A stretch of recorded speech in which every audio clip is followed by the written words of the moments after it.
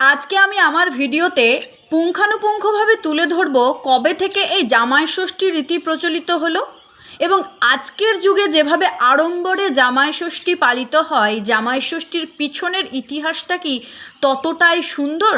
আজকের এই যুগে যারা জামাই ষষ্ঠীর পরিবর্তে বৌমা ষষ্ঠীর দাবি করেন তারা অবশ্যই এই ভিডিওটা শেষ পর্যন্ত দেখবেন।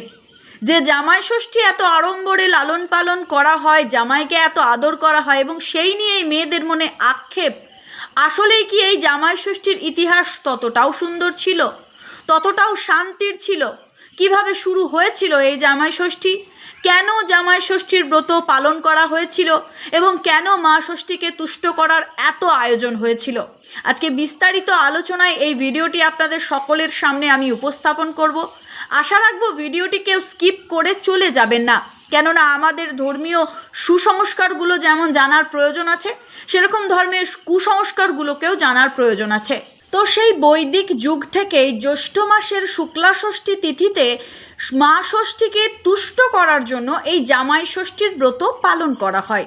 কিন্তু আমাদের এটা তো কৌতূহল হতেই পারে যে কোনো দেবদেবীকে তুষ্ট ঠিক তখনই করতে হয় যখন তিনি রুষ্ট হন। তাহলে মা ষষ্ঠীর রুষ্ট হওয়ার কারণটি কী ছিল? আসুন আজকের এই ভিডিওটিতে সেটাই ব্যাখ্যা করি। পুরাণ যুগে যখন মেয়েদের অল্প বয়সে বিয়ে দেওয়া হতো তখন তাদের প্রতি চলতো খাবারের অত্যাচার, অর্থাৎ টাইম মতন খেতে দেওয়া হতো না। এবং এমনও দিন গেছে বাড়ির বউদের চুরি করেও নিজের ঘরের খাবারই খেতে হয়েছে খিদে নিবারণের জন্য।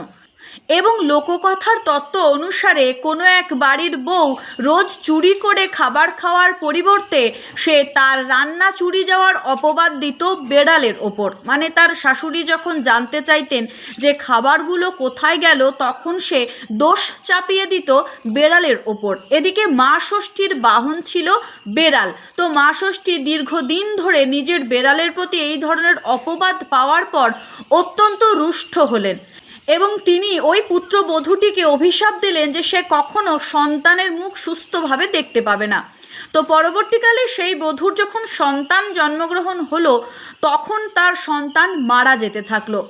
দীর্ঘদিন যাবৎ মা ষষ্ঠীর অভিশাপে সন্তান মারা যাওয়ার কারণে সেই বাড়ির গৃহকর্ত্রী আজ্ঞা দিলেন যতদিন পর্যন্ত এই পুত্রবধূ পুত্র সন্তানের মুখ দেখাতে না পারবে ততদিন পর্যন্ত তার বাবা মা তার বাড়িতে আসতে পারবেন না এবং সেও তার বাবা মায়ের কাছে যেতে পারবেন না।